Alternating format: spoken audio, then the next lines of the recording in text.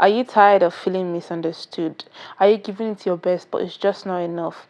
Well, the secret might be in understanding the five love languages. In today's video, I'm going to be breaking down the five love languages and showing you how you can use it to improve your relationship with your partner, your friends, and your family. So stay tuned. Book The Five Love Languages by Gary Chapman talks about how everybody has a primary love language. That is basically how we receive and how we give love. But the problem is that most of us don't speak the same language with our friends, our families, and our partners. So in this video, I'm going to break down the different love languages and how you can put them into actions in your relationship. First love language I'll be talking about is words of affirmation, and this is basically verbal expression of love and appreciation. So this is where compliments, encouragement, and kind words come in. So if your partner, your sibling, your friend, or whoever always lights up or always looks bright whenever you give them a compliment or tell them, oh, you've done well, then that is probably their love language. So always ensure that you're always encouraging them, saying kind words when they do something that you like. Even if it's something you don't like, still encourage them because it will push them to do better.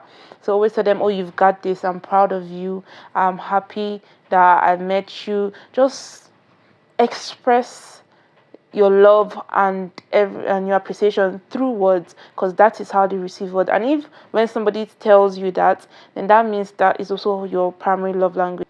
So the next love language we'll be talking about is acts of service. And for some people, action speaks louder than words.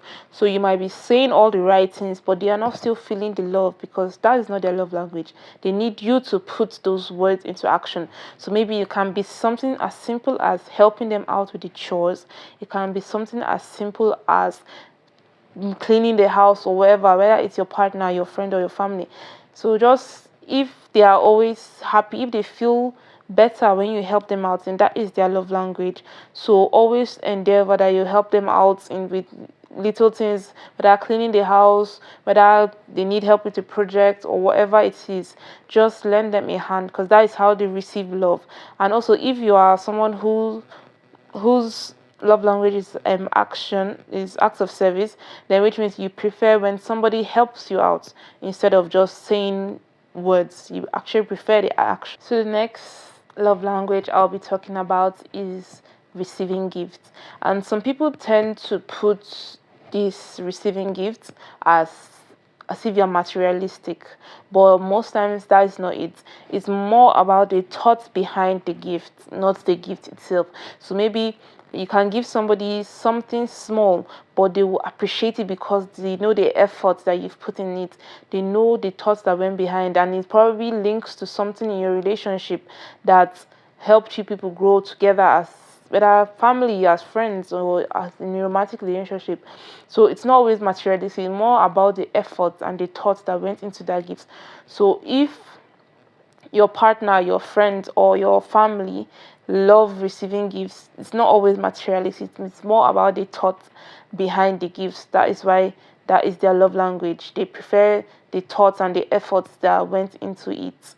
The next love language I'll be talking about is quality time, and this is a love language that talks about spending time together, doing things together. So it can be in a romantic relationship, in your family, in your friendship.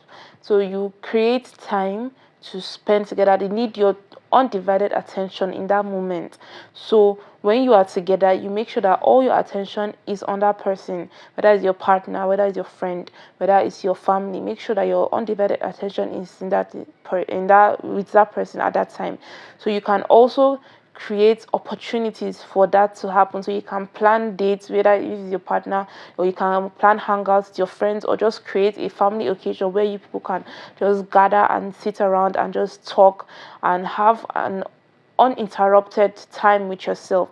So make sure that all your attention is on each other at that point in time, and that will go a long way to building your relationship. So the final love language I'll be talking about is physical touch, and this is physical expression of love. So it can be as simple as holding the hand, it can be hugging or warm gestures.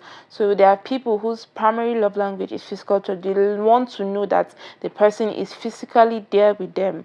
So if your partner, your friends, or your family, if this is their love language, then ensure that when you are them, you do, or you put this into practice. So it can be something as slight as touching the back of their hand or just putting a hand on their shoulder, so that they can know that you are there with them.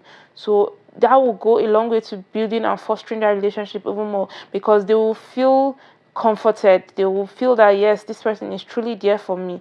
So and know, if that is how your family, your romantic partner, or your friends love to feel loved, then ensure that you express it that way. That's it about the 5 love languages by Gary Chapman. The key is to discovering your love language and also the love language of people who you care about. It might not always be about doing what feels natural, but it might be putting an effort to do what the other person wants to feel loved. So what is your love language? Please put it in the comments, hit the like button, and also subscribe to my channel. Bye.